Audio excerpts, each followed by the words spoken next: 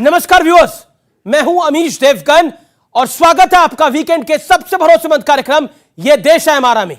इस हफ्ते ये देश है हमारा में धर्म वीरों की बात होगी।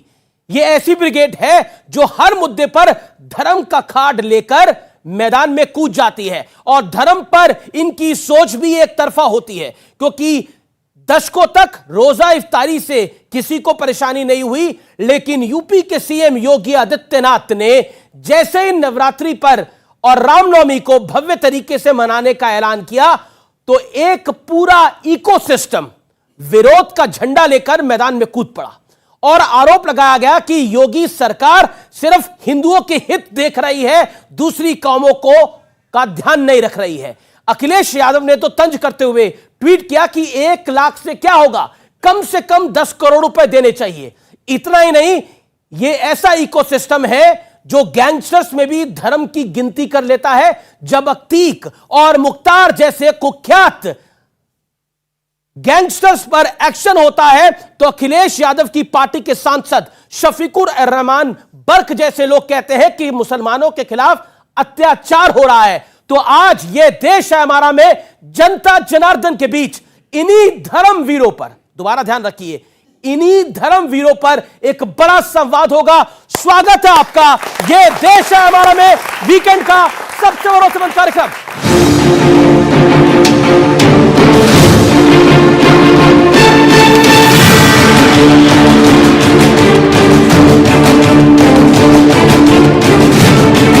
योगी सरकार ने राज्य के हर जिले में रामनवमी और चैत्र नवरात्र मनाने का फैसला क्या किया, एक ब्रिगेड बेचैन हो गई।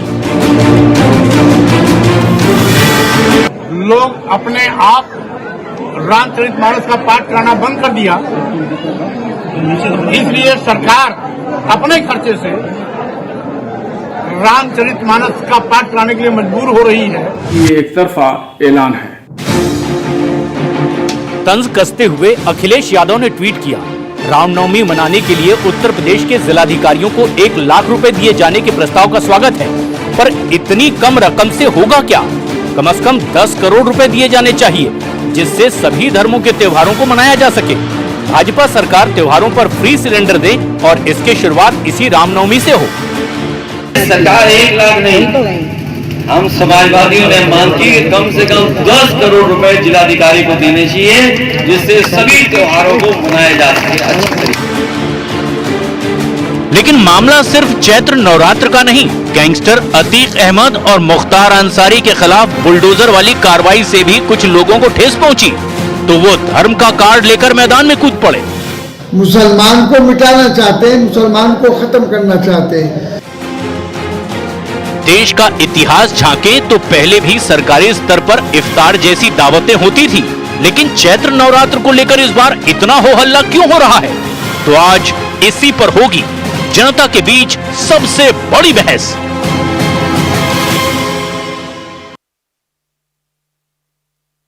आप देख रहे हैं आर पार और एक बार फिर जोरदार तालियां जनता जनार्दन के लिए। मेरे साथ आज कौन कौन मेहमान जुड़ रहा है? जाने माने कथावाचक लंबे अरसे बाद स्टूडियोज में आ रहे हैं देवकीनंदन ठाकुर जी, उनका अभिनंदन है, जोरदार तालियों के साथ उनका स्वागत करिए। मेरे साथ जुड़ रहे हैं अंसार रजा, ये भी लंबे अरसे बाद आज हमारे स्टूडियोज में है, तो जोरदार तालियों से उनका भी स्वागत। मौलाना साजिद रशीदी, उनका अभिनंदन है। मेरे साथ राजकुमार भाटी है, समाजवादी पार्टी के प्रवक्ता नेता, उनका अभिनंदन है। शिवम त्यागी है, जाने माने राजनीतिक विश्लेषक, उनका अभिनंदन है। और मेरे साथ जुड़ रहे हैं प्रेम शुक्ला, भारतीय जनता पार्टी के राष्ट्रीय प्रवक्ता, उनका भी अभिनंदन है।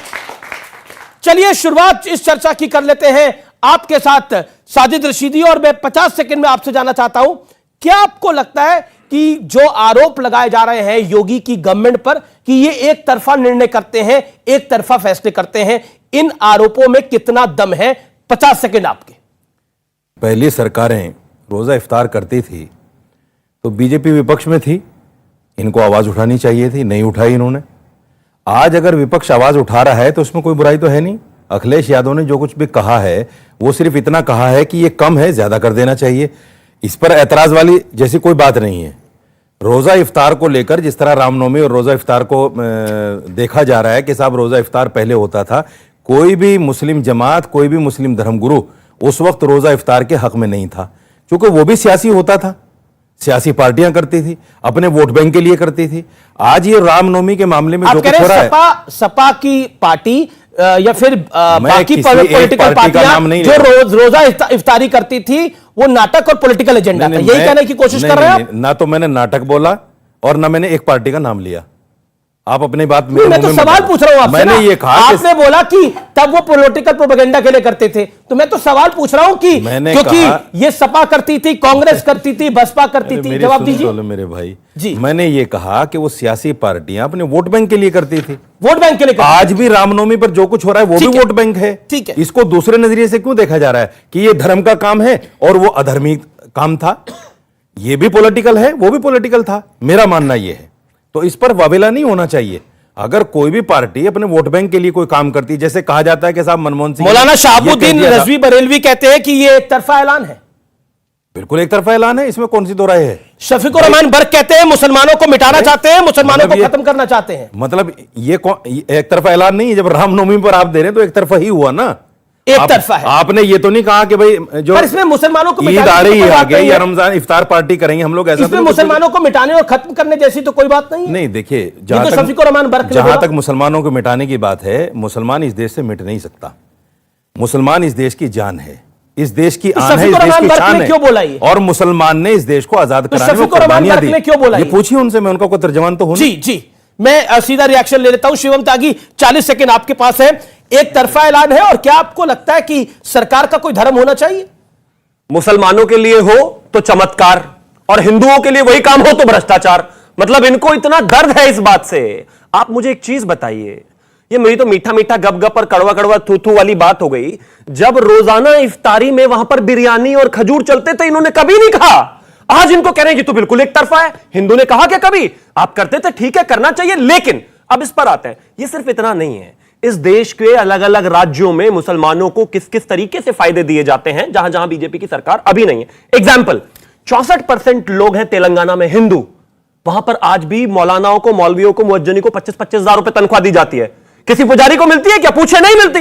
दिल्ली में 81% हिंदू रहते हैं, यहां पर भी मौलाना और मुअज्जिनों को तनख्वाह मिलती है, लेकिन पुजारी को मिलती है क्या? और लेकिन मेरा सवाल बहुत डायरेक्ट है। लेकिन इनको हमारे 1 लाख रुपए अगर पूजा करने के लिए मेरा सवाल बहुत डायरेक्ट है, क्या सरकार का धर्म होना चाहिए? मौलाना अंसार रजा, ना जवाब नहीं, पहली दौर की बातचीत है, सब 50-50 सेकंड अपनी बात रखें। मौलाना अंसार रजा, क्या सरकार का कोई धर्म होना चाहिए? अंसार रजा जी, पहली बात तो यह क्लियर होना चाहिए कि भारत धर्मनिरपेक्ष है या हिंदू राष्ट्र है।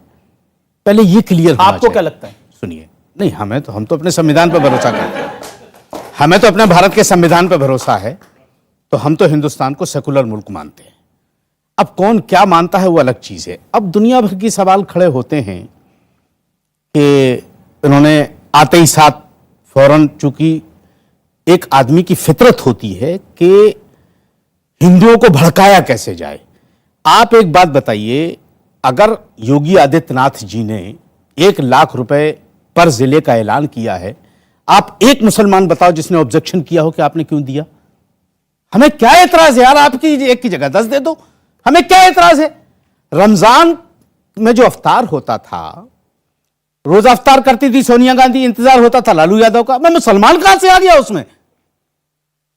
रोजा अफ्तार कर रही ममता बनर्जी, इंतजार हो रहा देवगौड़ा का, मुसलमान कहां से आ गया?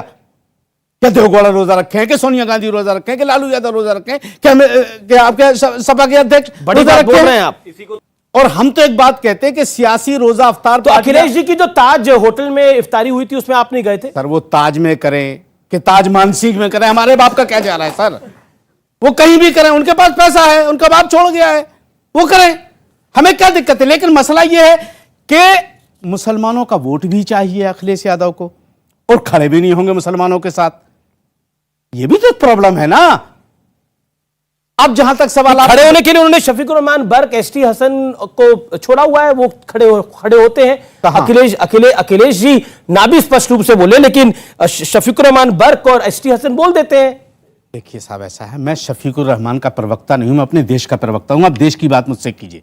शफीकुर रहमान बर्क को अपनी सीट जीतनी है, तो ये सारी चीजें हम तो आज तक, अखिलेश यादव ने आज तक हमारे एक सवाल का जवाब नहीं दिया कि शफीकुर रहमान बर्क ने 4थी मर्तबा सांसद हैं, आज तक अपनी कॉन्स्टिट्यूंसी में कोई काम किया हो तो बताएं ना, चाहे हिंदू के लिए या मुसलमान के लिए। खाली भड़काऊ भाषण जिस तरह से योगी आदित्यनाथ हिंदू हिंदू करते रहते हैं, सभी को रहमान वेलकम, मुसलमान मुसलमान करते रहते हैं। ठीक है, सब जवाब अपनी दीजिए। राजनीति रोटी नहीं सीख रहे हैं। जी जी जी, अब मैं थोड़ा कंफ्यूज हो गया हूं कि राजकुमार भाटिया कंफ्यूज मत, आप कंफ्यूज हो जाइए, प्रेम शुक्ला से जवाब दूं। कई बारी दिल की बात बोल देनी चाहिए, लेकिन सुनो, अब मैं मतलब अमीश जी, इस वक्त पूरा देश कंफ्यूज है। अगर आप हो गए तो कोई बड़ी बात नहीं है, इस वक्त पूरा देश कंफ्यूज है जो हो क्या रहा है। अच्छी बात आपने बोली। अब राजकुमार भाटी, अब आप ही से सवाल मैं पूछता हूं, आपको मुसलमान का वोट भी चाहिए लेकिन दिखना भी चाहते हैं, दिखे भी ना। ये तो ये है कि खबर चला भी लीजिए लेकिन पता ना लगे। नहीं, अगली बार अंसार रजा को भारतीय जनता पार्टी के टिकट पर शफीकुर रहमान बर्क के सामने चुनाव लड़ना चाहिए। वो काम नहीं करा रहे हैं, ये वो काम कराएंगे, क्योंकि लोकतंत्र है। अगर वो काम नहीं करा रहे हैं तो उन्हें वोट नहीं देगी जनता, उनके उसमें आप जाओ। लेकिन जो आपने शुरुआत की, धर्मवीर शब्द इस्तेमाल किया आपने, अगर इस देश में सब लोग धर्मवीर बन जाएं और सब धर्म का पालन करने लगें तो बहुत सुंदर देश हो जाएगा। धर्म का पालन ही तो हम नहीं कर रहे हैं। धर्म का पालन कर रहे हैं कौन? शफीकुर रहमान बर्क। अब एक व्यक्ति पे आप डिबेट टिका दोगे। मैं कह रहा हूं, मैं बहुत गंभीर बात कह रहा हूं। एम्बैरेसिंग है मतलब वो आपके लिए, तो बता दीजिए। कबीर का एक दोहा है, साईं सेती सांच चल औरा सो सुध भाई, भावे लंबे केस कर भावे धोनी मुड़ाई। ईश्वर की तरफ नजर रखो और सबसे मोहब्बत रखो जी। फिर चाहे तुम सिर घोट मोट करवा लो या लंबे बाल दाढ़ी बढ़ा लो, तिलक लगाओ या नमाज पढ़ो, घंटी बजाओ, पूजा करो, कुछ करो। एक दूसरा दोहा भी है उनका कि कबरा मन निर्मल करो जैसे गंगा नीर, पीछे पीछे हर फिरे कहत कबीर कबीर। ईश्वर तो हमारे पीछे पीछे आएगा अगर हमारा मन साफ है। हमारे मन साफ नहीं है। अभी आपने एक चीज और पूछी थी कि सरकार का कोई धर्म होना चाहिए। सरकार का धर्म होना चाहिए, हर बच्चे को शिक्षा मिले, हर बीमार को दवाई मिले अस्पताल में, हर व्यक्ति की सुरक्षा हो, पुलिस रिश्वत ना ले, सबको चलने फिरने के साधन मुहैया हो, अच्छी सड़कें हो, अच्छी रेल हो, अच्छी बिजली हो। यह सरकार का धर्म है। और कोई सरकार अगर इस धर्म को छोड़ के किसी और धर्म के साथ जा रही है तो इसका मतलब वो धोखा दे रही है लोगों को। नंदन जी के साथ डिबेट को फिर मैं ओपन करूंगा। प्रेम शुक्ला जी, सवाल ये है, वो कह रहे सरकार का धर्म होना चाहिए लेकिन हिंदू मुसलमान ना हो, लोगों का कल्याण धर्म हो। निश्चित तौर पर सरकार का धर्म मानव धर्म है, सेवा का धर्म है, राष्ट्र धर्म है, वो होना ही चाहिए और वही सरकार का धर्म है। और सरकारें जब चलती हैं तो संस्कृति और सभ्यता का संवर्धन भी ये सरकार का धर्म है। और संविधान निर्माताओं ने अगर संविधान की पहली प्रति में प्रभु रामचंद्र जी की तस्वीर रखी तो क्या वो सेकुलर नहीं थे? क्योंकि वो जानते थे कि महात्मा गांधी स्वतंत्रता आंदोलन राम राज्य की संस्थापना के लिए कर रहे थे और योगी जी महात्मा गांधी की वो जो राम राज्य की संकल्पना थी उसको साकार करने की दिशा में सक्रिय कार्य कर रहे हैं। तो ये तो यही मानव धर्म है। लेकिन डिसीजन एक तरफा है, यानी नवरात्र मनाया जाएगा, रामनवमी मनाई जाएगी, हाँ। और उसके साथ साथ अतीक और मुख्तार पर कार्रवाई होगी। तो विरोधी कहते हैं कि एक तरफा ही होता है सब कुछ। भाई रामनवमी तो यही प्रेरणा देती है कि दैत्यों का वध होना चाहिए, अनाचारियों अत्याचारियों का वध होना चाहिए। यही तो राम का संदेश है।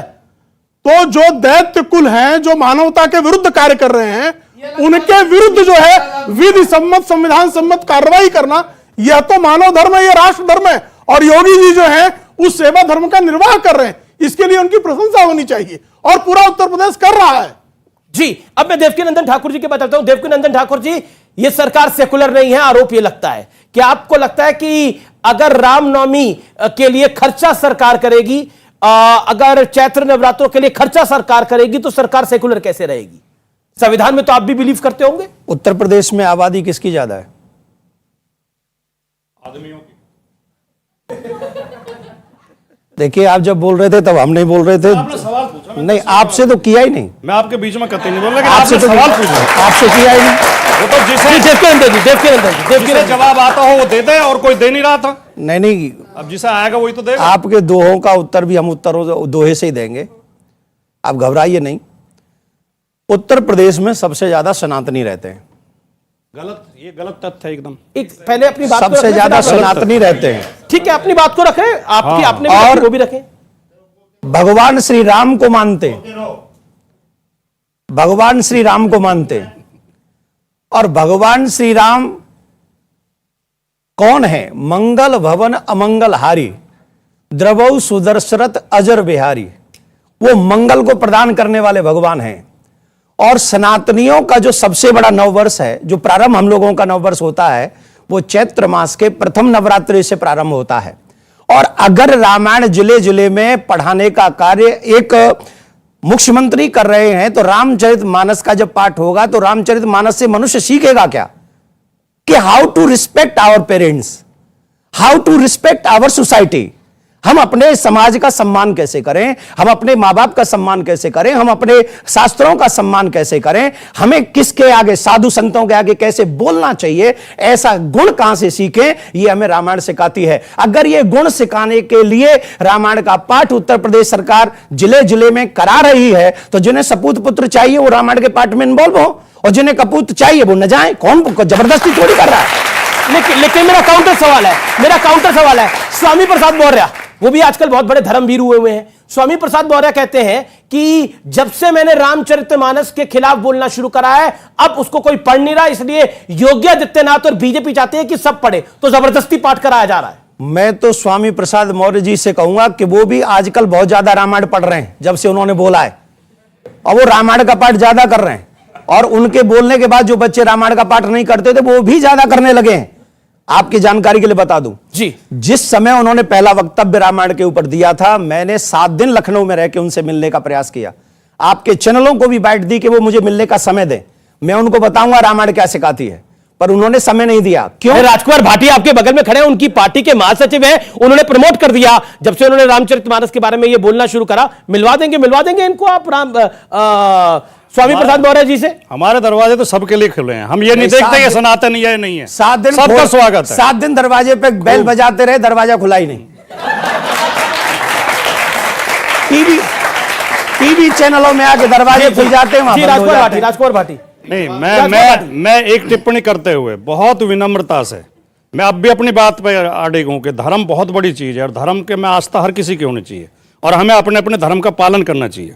लेकिन जब धर्म के नाम का हम पाखंड करते हैं और धर्म का दुरुपयोग करते हैं, मैं बताता हूं। अभी 2 वक्तव्य आए, एक तो शुक्ला जी ने दिया कि राक्षसों का वध होना चाहिए, दूसरा उन्होंने दिया कि सनातनी ज्यादा हैं। इसका मतलब राक्षस कौन है और उसका वध कैसे होगा, ये कौन तय करेगा? ये शुक्ला जी करेंगे।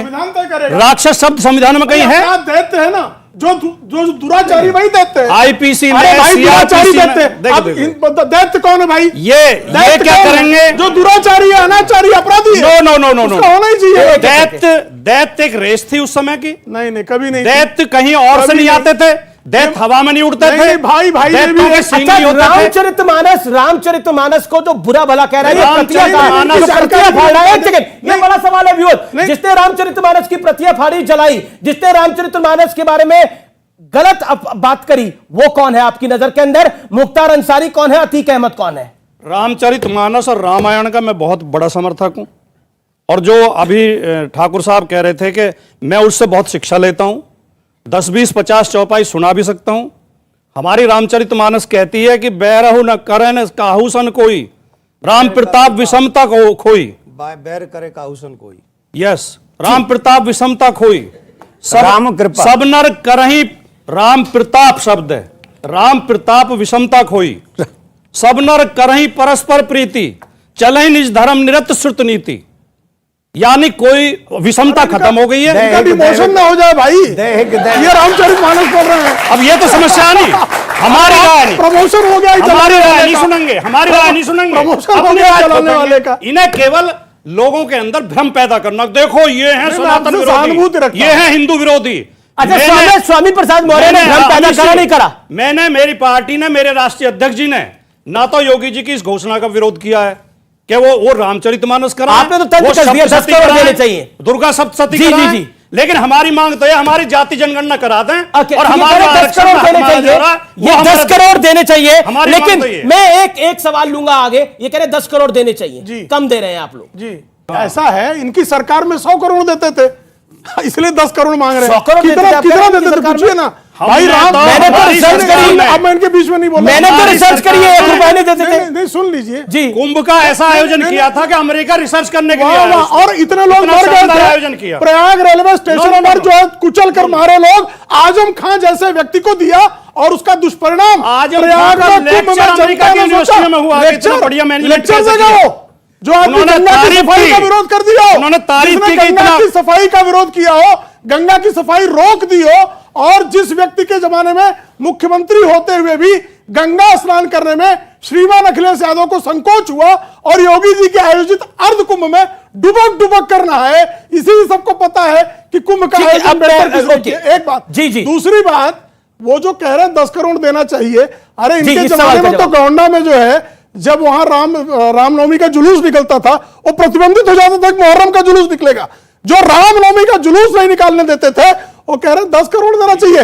ये व्यंग कस रहे हैं, और इनके व्यंग कसने पर उत्तर प्रदेश की राम भक्तों की जो जनता है, वो निश्चित तौर पर ऐसे रामद्रोहियों को, जो रामद्रोह करने पर कोसने से गाय नहीं मरती, कौवा कितना कोसो गाय नहीं मरती। अच्छा, गाय आपके कोसने से कुछ नहीं हो रहा। आप कोसने जाओ, कुछ नहीं हो रहा। मैं पब्लिक से भी सवाल लूंगा, मैं पब्लिक से भी सवाल लूंगा, लेकिन अंसार रजा, मैं आपकी बताता हूं, आपको तो भाजपा डिक्लेयर कर दिया है अभी कुछ देर पहले, ऐसा कब हुआ साहब? ऐसा ये कैसे हुआ? ये देश है, किसी को भी कुछ भी डिक्लेयर किया जा सकता है। अब मैं देवकी नंदन ठाकुर साहब बहुत दानिश्वर आदमी, पढ़े लिखे आदमी हैं।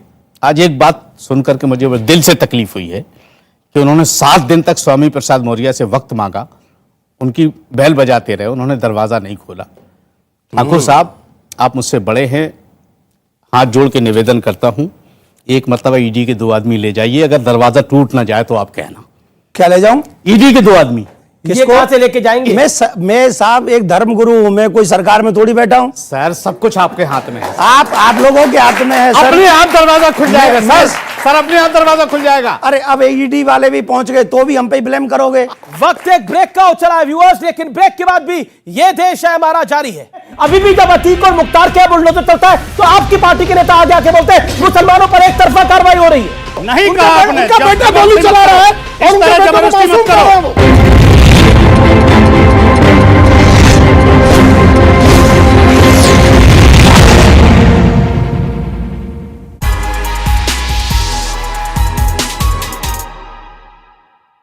अब मॉर्निंग की ताकत हर वक्त ये है। 54 करोड़ के विकास कार्यों की दी सौगात, 145 विकास कार्यों का लोकार्पण और भूमि पूजन किया। धमतरी में पूर्व मंत्री रामविचार नेताम का बड़ा बयान, बीजेपी के टिकट वितरण फॉर्मूले पर दिया बयान, बोले जनाधार और कार्यकर्ताओं की पसंद पर मिलता है टिकट।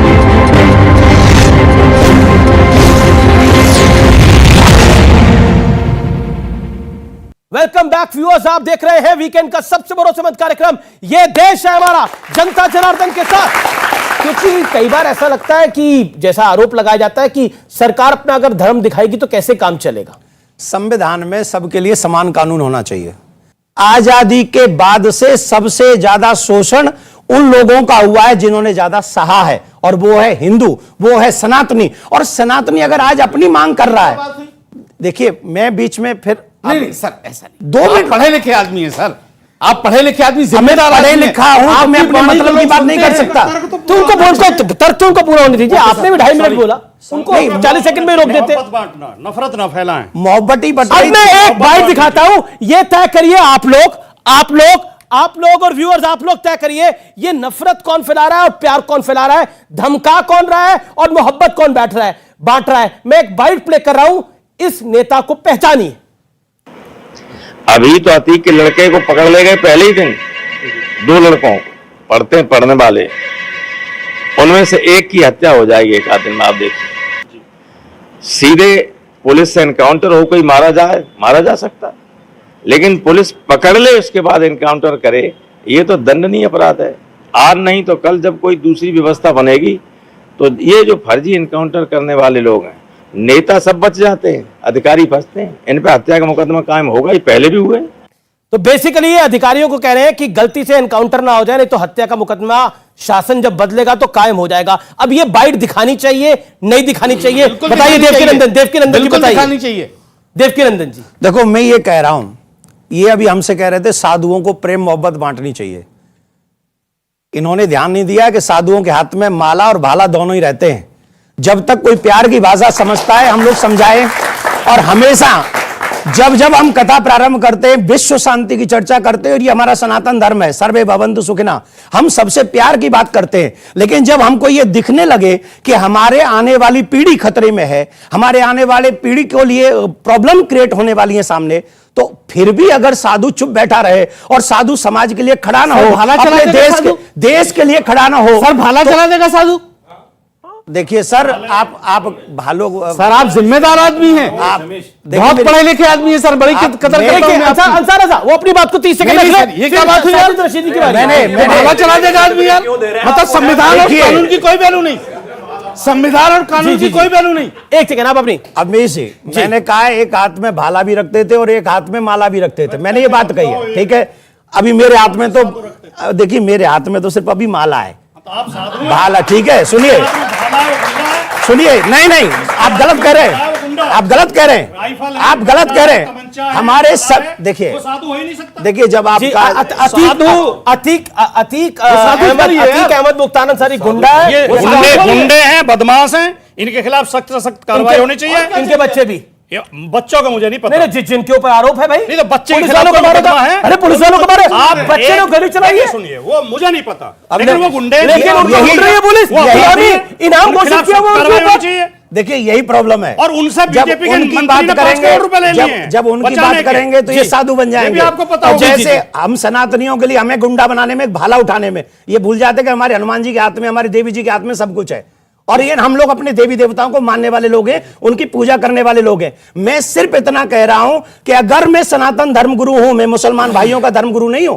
उनके धर्मगुरु ये हैं, ये उनकी बात करेंगे, मैं अपने लोगों की चर्चा करूंगा, और मुझे मेरे बच्चों को बचाने का पूरा राइट है। मैं वो बात कहूंगा जिससे मेरा वंश, मेरा आने वाली पीढ़ी और मेरी संस्कृति बची रहे, और उसके लिए बहुत जरूरी रामायण का पाठ, और ये योगी जी ने बहुत बड़ा काम किया। मैं उनको तहे दिल से आशीर्वाद देता हूं, भगवान से प्रार्थना करता हूं कि बहुत समय तक मुख्यमंत्री रहे और ऐसे रामायण का पाठ हमारे उत्तर प्रदेश में कराते रहे। जनाब, रशीदी साहब कह रहे हैं, रशीदी साहब कुछ कह रहे थे, बड़े दिनों से, बड़ी देर बाद आ रहे हैं, फिर ऑडियंस के पास जा रहा हूं, सवाल आ रहे हैं कई सारे। देखिए जी, देवकी नंदन ठाकुर जी की उम्र करीब मेरे हिसाब से 40 से ऊपर ही होगी। नहीं, 45 है। कोई पढ़ाई 45 है, उम्र बता रहा है तो पॉइंट पे आ जाओ भाई, उनका क्या है वो बता देंगे। सुनो, ये जोक का मैदान नहीं है, यहाँ कॉमेडी नहीं हो रही है, थोड़ा सा सुन लो। उसके लिए भी कला चाहिए। मैं इसलिए कह रहा हूं कि सरकारें पहले भी थी और ये संत पहले भी थे, लेकिन वाणी ऐसी नहीं थी संतों की जैसी आज है।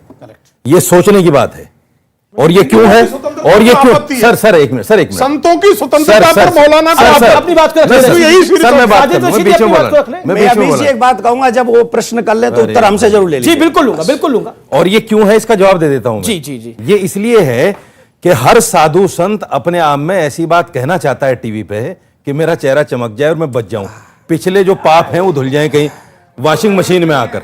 मैं साफ कहता हूं, मैं गलत नहीं कह रहा हूं। आचार्य जी को इनको इनवाइट मेरी बात से आप सहमत नहीं हो सकते, कोई बात नहीं। आपने बयान दिया था, मेरी बात से आप सहमत नहीं हो सकते, कोई बात आपने नहीं। एक राम मंदिर के बारे में बयान दिया था, तो चेहरा चमकाने के लिए बयान दिया था? नहीं, मैं तो आज भी कायम हूं। आपने पीछे एक बयान दिया था, आपने एक और पीछे बयान दिया था, जिसके ऊपर काफी सारा बवाल मचा, क्या चेहरा चमकाने के लिए दिया था? उस पर कायम हूं आज भी। मेरे खिलाफ FIR हो गई, चेहरे चमकाने के लिए दिया था। मेरे खिलाफ 2 FIR हो गई, एक सहारनपुर में हो गई राम मंदिर को लेकर, एक सोमनाथ को लेकर गुजरात में हो गई। मैं कायम हूं उस पर आज। ओके, मैं कोई भय की बात नहीं कर रहा हूं, मैं सच बात कह रहा हूं। और मैं मतलब अभी ये राम मंदिर बन गया है, लेकिन 100 साल बाद कुछ और भी हो सकता है, 50 साल बाद कुछ और भी हो सकता है। और डंडे की चोट कहूंगा। मेरा जवाब सुन ले। मैं भड़काने की बात नहीं करता। 2000 बोल रहे हैं कि 50 साल बाद राम मंदिर रहेगा नहीं रहेगा, मैंने नहीं कहा, भड़काने की बात नहीं कर रहे बोल रहे हैं आप। मैंने नहीं कहा कि 50 साल बाद मंदिर नहीं रहेगा। मेरी बात सुनिए, ये गलत कह रहे हैं आप। 2014 से पहले FIR हुई आप लोगों को कहने की वजह से। 2014 से पहले मोदी सरकार नहीं थी, देवकी नंदन ने तब भी विशाल जन सैलाब को इकट्ठा किया था अपनी सनातन परंपरा को जिंदा रखने के लिए। 2017 से पहले योगी सरकार नहीं थी, जब कुंभ का आयोजन हमारे माननीय उस समय मुख्यमंत्री अखिलेश यादव जी थे। मैं अपने कथा पंडाल से लेकर संगम तट तक 1 लाख लोगों को लेकर गया था, राम मंदिर के निर्माण के लिए, और सुप्रीम कोर्ट को अर्जी देने के लिए गया था। तब मैं टीवी पे अपना चेहरा चमकाने गया था, तब तो योगी सरकार नहीं थी, तब तो मोदी सरकार नहीं थी। रही बात चेहरा चमकाने की, भगवान ने मेरा चेहरा इतना चमका रखा है कि आप जैसों को 100 जन्म लग जाएंगे उन चेहरा चमकाने में। मेरी आयु सुनिए जी क्योंकि डायरेक्ट अटैक मत करिए ना। डायरेक्ट मुझे नहीं कर रहा हूं, सुनिए मैं ना, आपकी बात थोड़ी कर रहा हूं। मेरी बात यार। सुनिए सर। अरे आपकी बात थोड़ी कर रहा हूं। मेरी मैं तो बात- सारे साथ 5 साल के बाद चमक रहे हो आप। 5 साल से पहले कौन साधु था सामने, बताओ, एक का नाम बताओ।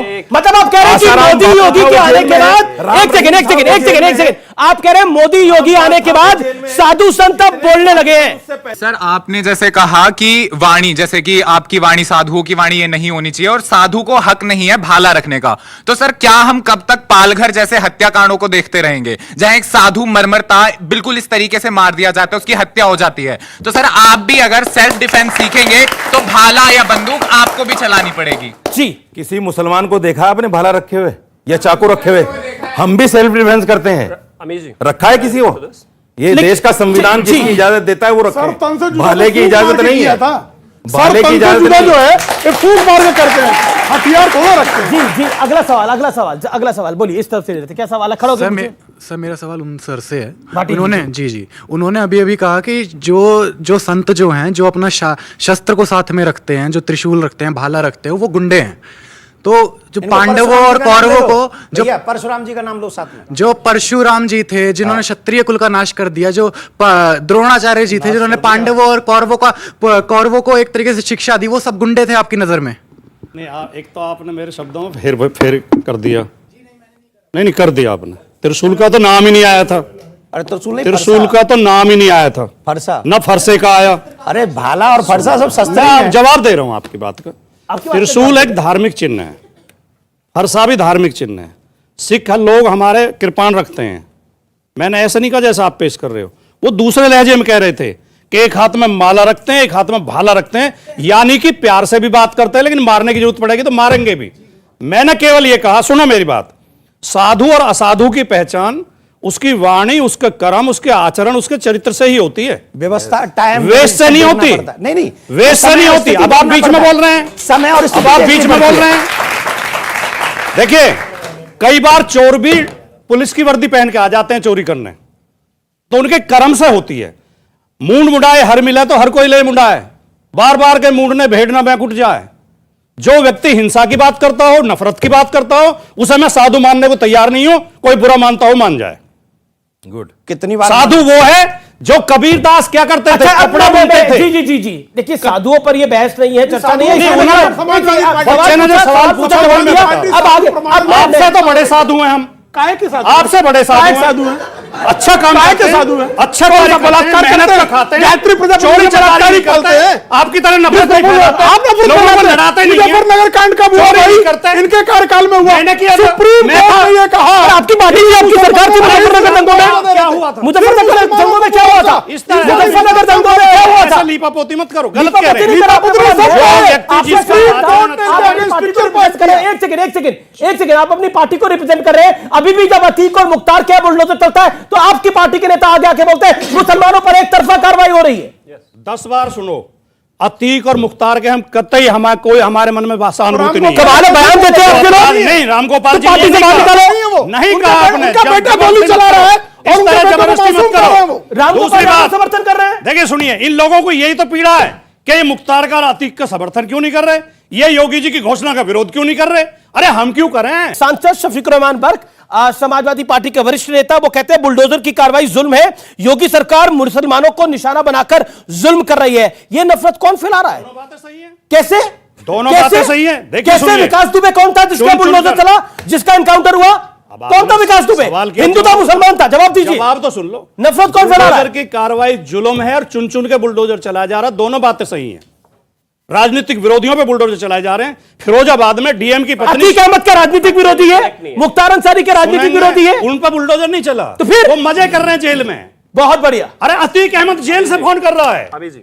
बीजेपी की सरकार है वहां, साबरमती की जेल में, वहां से मर्डर और उसके बेटे को आप बचा रहे हैं। सरकारें उसके बेटे को रामगोपाल यादव बचा रहे हैं। आज 21वां दिन है, एक भी शूटर अरेस्ट नहीं हुआ, एक भी शूटर। ओके, देवकीनंदन ठाकुर और पंडित धीरेन्द्र कृष्ण शास्त्री, यानी बागेश्वर धाम के जो धीरेन्द्र कृष्ण शास्त्री है, जिनके साथ मैंने साक्षात्कार भी किया था, उन्होंने बोला था कि अगर गजवाए हिंद है तो भगवा हिंद भी होना चाहिए। लेकिन उन दोनों की क्या स्टेटमेंट है, देवकीनंदन ठाकुर की और पंडित धीरेन्द्र शास्त्री की?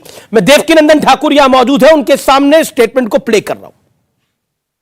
जब तक जनसंख्या नियंत्रण कानून न बने कब तक कह रहे हो? भगवान की कृपा मनाओ, 5-5 गोद में खिलाओ। ये देश तभी तक सेकुलर देश रहेगा जब तक सनातनी बहुसंख्यक है। जिनके ब्याह नहीं में भी सुनो, ब्याह करो, 3-4 बाल बच्चे हों, 2 ठैया राम के नाम। एक तरफ तो जनसंख्या कंट्रोल करने की बात हो रही है, मैं धर्मवीरों की जब बात कर रहा हूं, दूसरी तरफ देवकीनंदन जी आप और पंडित धीरेन्द्र कृष्ण शास्त्री कह रहे हैं कि जनसंख्या बढ़ाओ। आप कहते हैं 5-5 गोद में खिलाओ, वो कहते हैं 4 पैदा करो, 2 को रामकाज के लिए भेज दो। मैंने 5-6 कई चीजों को देखते हुए कहा, हमारे भगवान श्री राम जी के 4 भाई हैं, 4 भाई हैं। हमारे बहुसंख्या के परिवार पहले हुआ करते थे, आजकल हमारे सनातनी थोड़े ज्यादा ही कुछ गए, हम 2, हमारा एक ही रह गया है। तो न तो हमारे बच्चों को भाई मिल पाता है, न बहन मिल पाती है, न कोई परिवार मिल पाता है। तो वो बच्चे बेचारे अकेले अकेले रह के घर में बोर भी होते हैं। तो कम से कम छोटे बड़े भाई, बच्चों की बोरियत का आपको ज्यादा ख्याल आ रहा है? मुझे आने वाले बच्चों की बोरियत, लेकिन वहां पर आप सुनिए, रुकिए देख, मुझे आने वाले, वहां आपने ये नहीं बोला जो मैंने देखा, मैं जो वहां आपने जो बोला वो आपने सुना। मैं वहीं आ रहा हूं जी, आऊंगा वहीं जी, आप मुझे बोलने दो बस। मुझे आने वाले बच्चों की बोरियत की बहुत बड़ी चिंता है। देश की नहीं है, कह रहे देश की नहीं है आपको चिंता? बच्चे ही देश हैं, आने वाले बच्चे ही हमारा देश भविष्य तय करेंगे, ये शायद भूल रहे हैं।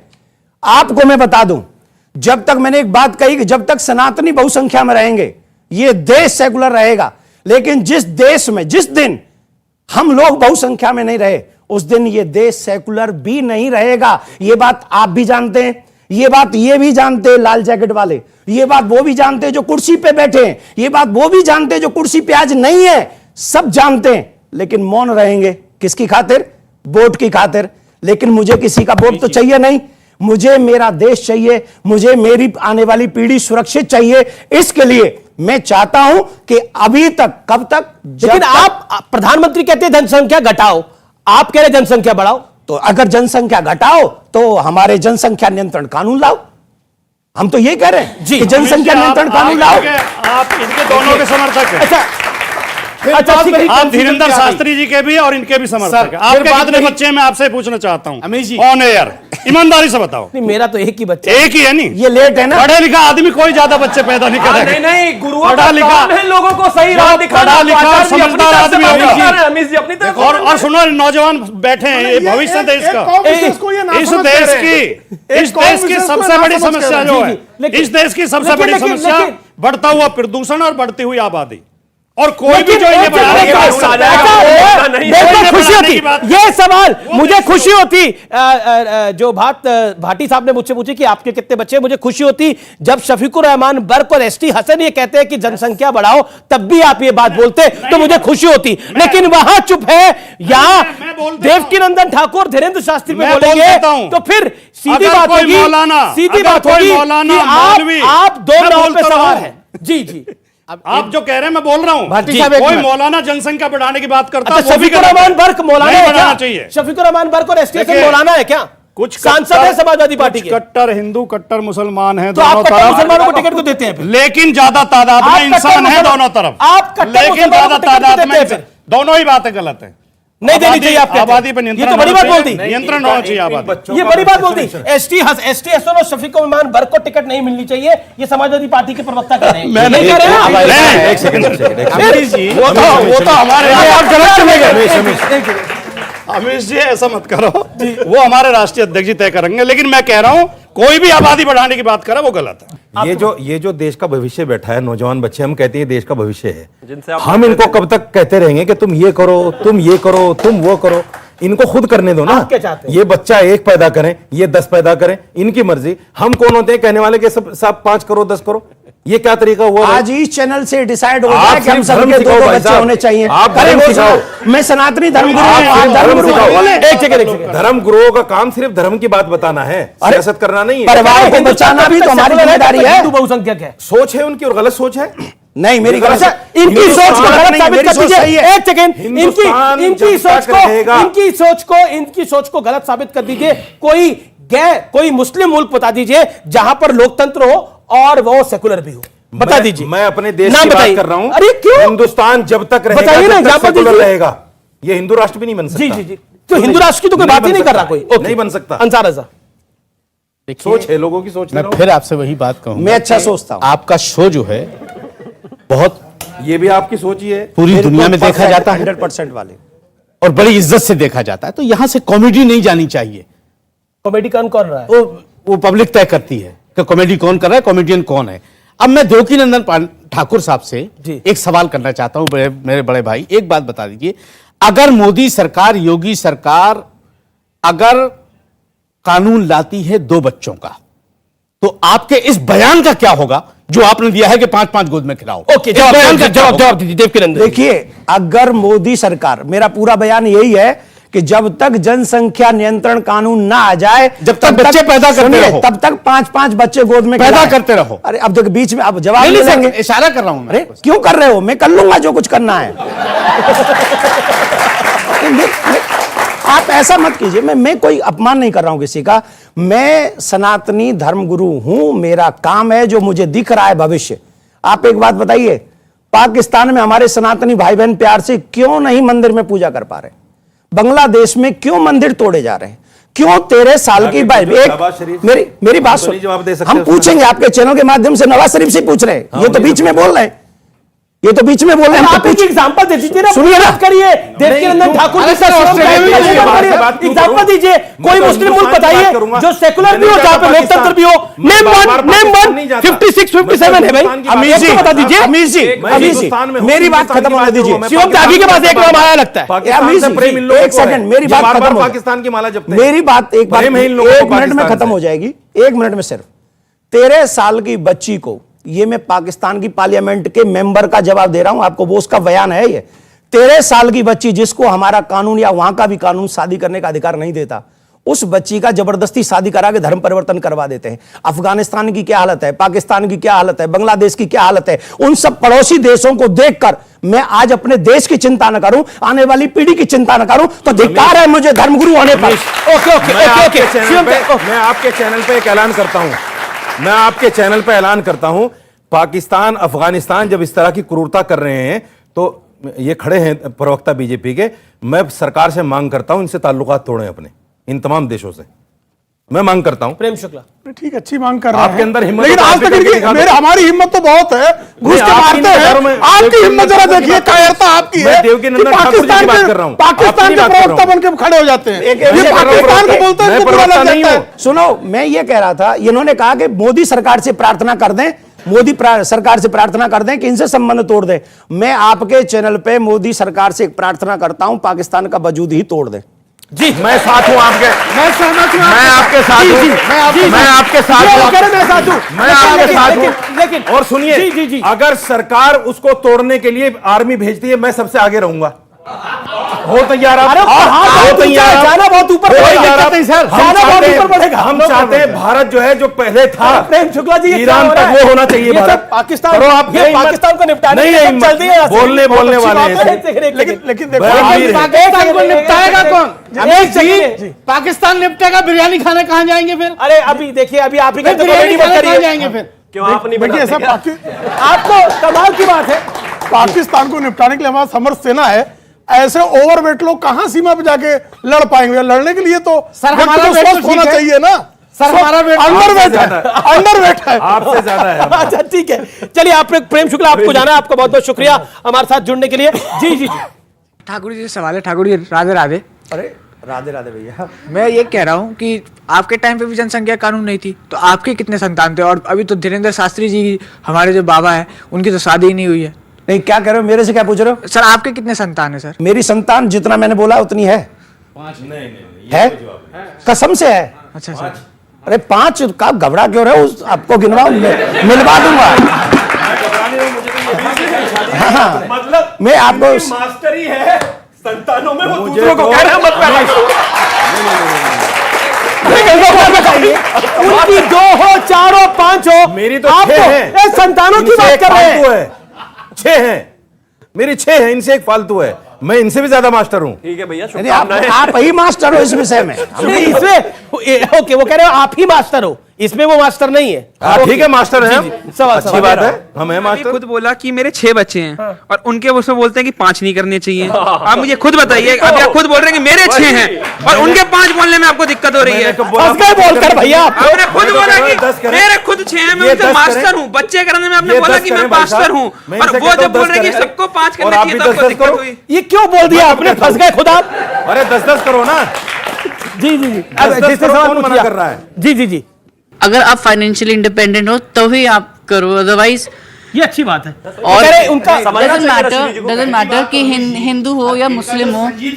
एक सवाल तो सुन, पूरा तो आने दीजिए। एक मिनट, चाहे हिंदू हो या मुस्लिम हो, बच्चे मत पैदा करो unless you are financially independent और आप बोझ नहीं लेना चाहते। बहुत अच्छी बात है। वो कह रहे हैं कि बच्चे तब पैदा करो जब आप फाइनेंशियली उनका ध्यान रख पाओ। अदरवाइज अगर बच्चे ज्यादा पैदा हो जाएंगे, उनको शिक्षा नहीं करवा पाओगे तो वो क्या काम करेंगे? ये डिबेट जो है, मैं डिबेट के हिसाब से जवाब दूं कि एज ए धर्मगुरु जवाब दूं? अब डिबेट के हिसाब से जवाब दीजिए। तो मैं दे देता हूं। निश्चित मैंने इसीलिए सुप्रीम कोर्ट में याचिका डाली है कि जनसंख्या नियंत्रण कानून बनना चाहिए, बिकॉज ऑफ हमारा देश इस प्रजा को इतनी संभालने के योग्य अब नहीं रहा है।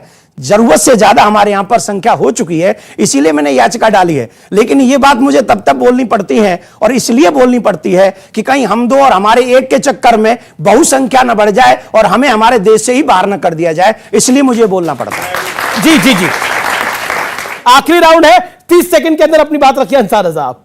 मैं सिर्फ इतना कहना चाहता हूं अपने देश के लोगों से कि संविधान की इज्जत करें। संविधान के खिलाफ चाहे हिंदू बोले, मुसलमान बोले, पंडित बोले, मौलवी बोले, उसके खिलाफ कानूनी कार्रवाई होनी चाहिए, चाहे वो किसी भी तरीके का बयान दे। जी, संविधान के खिलाफ अगर कानूनी कार्रवाई होनी चाहिए। कानूनी कार्रवाई हो, एक तरफा ना हो। शिवम त्यागी, क्या सरकार एक तरफे फैसले ले रही है? चाहे वो अतीक पर कार्रवाई हो, चाहे वो मुख्तार पे कार्रवाई हो, चाहे अतीक के गुर्गों पर हो, और अब तो उनकी बीवी कह रही है कि अतीक अहमद की बीवी कह रही है कि उनके बच्चों को भी मारा जा सकता है। रोहन गोपाल यादव भी यही बात कह रहे हैं, समाजवादी पार्टी के वरिष्ठतम नेता। कितनों की बीवियों को उन्होंने बेवा कर दिया, कितनों के बच्चों के मां बाप को मार दिया। जब तक ये सारे कहां थे? ये तो सरकारों में थे ना, उनको खत्म करवा देते। आज ये गैंगस्टर की बीवी के हिमायती बने हुए। और अंत में एक चीज कहना चाहता हूं, इस देश में जब कानून संविधान नहीं था, उससे भी हजारों साल पहले संत थे। इस देश का आधार संत है। 491 में आदि शंकराचार्य पैदा हुए, और उसके बाद इस देश को जब भी जरूरत पड़ी वो वहीं उस आधार पे थे। तो तमाम चीजें आएंगी, लोग आएंगे जाएंगे, कोई फर्क नहीं पड़ता इस बात से। ये देश ऐसा ही सनातनी था, बहुत शुक्रिया और रहेगा। जी जी जी, बिल्कुल आखिरी दौर है, मैं इससे समय नहीं दे पाऊंगा, लेकिन देवकीनंदन जी आप कुछ कहना चाहते, सुना दीजिए आप चलते चलते कुछ। हो मां नहीं मात, पिता नहीं देवा, साधुन सन करवा वही सेवा, जिनके यह आचरण भवानी, तेरा राक्षस सब जानो प्राणी। बहुत बहुत शुक्रिया आप तमाम लोगों का। फिलहाल इतना ही। उम्मीद है आज का कार्यक्रम आपको पसंद आया होगा। नमस्कार, जय हिंद, वंदे मातरम।